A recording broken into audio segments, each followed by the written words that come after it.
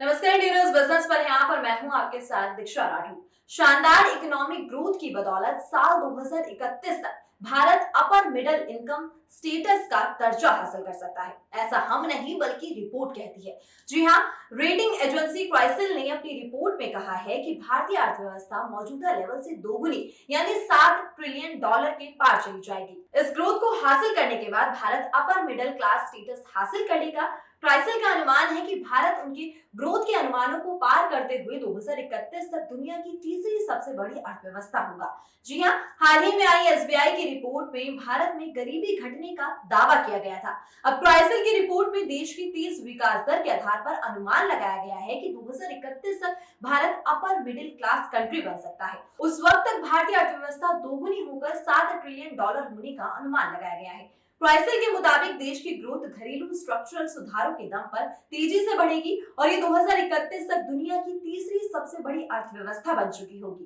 CRISIL India outlook report में कहा गया है कि 2023 में भारत की विकास दर 7.6% तक जाने के बाद 2024-25 में 6.8% हो सकती है, लेकिन 2031 तक भारत की औसत विकास दर 6.7% रहने से प्रति व्यक्ति आय को अपर मिडिल क्लास कैटेगरी में पहुंचा सकती है और तब भारत में पर कैपिटा इनकम बढ़कर $4,500 हो सकती है।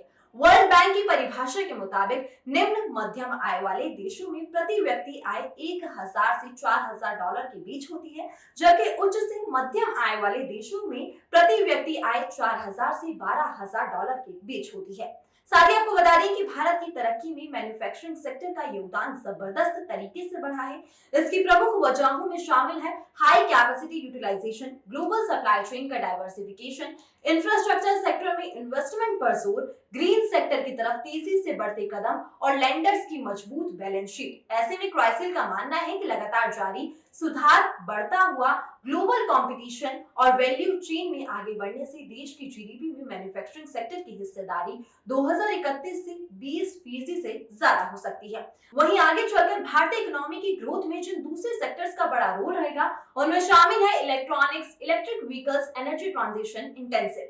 वही मैन्युफैक्चरिंग और सर्विसेज सेक्टर 2031 तक भारत की ग्रोथ में सबसे ज्यादा हिस्सेदारी निभाते रहेंगे। इन दोनों को ताकत देने के लिए घरेलू और ग्लोबल डिमांड मौके मुहैया कराती रहेंगी। क्राइसिल के मुताबिक 2025 से 2031 के बीच मैन्युफैक्चरिंग सेक्टर में 9.1% और सर्विसेज सेक्टर में 6.9% की दर से ग्रोथ का अनुमान है। तो क्राइसिल का कहना है कि इससे आने वाले इन 7 वर्षों के दौरान भारत की जीडीपी मौजूदा $3.6 ट्रिलियन के आकार से बढ़कर 2031 तक $6.7 ट्रिलियन की हो जाएगी। हालांकि ग्रोथ के इस रास्ते पर geopolitical tensions, uneven global recovery, climate change और टेक्नोलॉजिकल ब्रेकर्स तरक्की के रास्ते में आते रहेंगे। तो अभी के लिए केवल इतना ही। देश और दुनिया की तमाम खबरों और जानकारियों के लिए बने रहिए इंडिया न्यूज बिजनेस पर।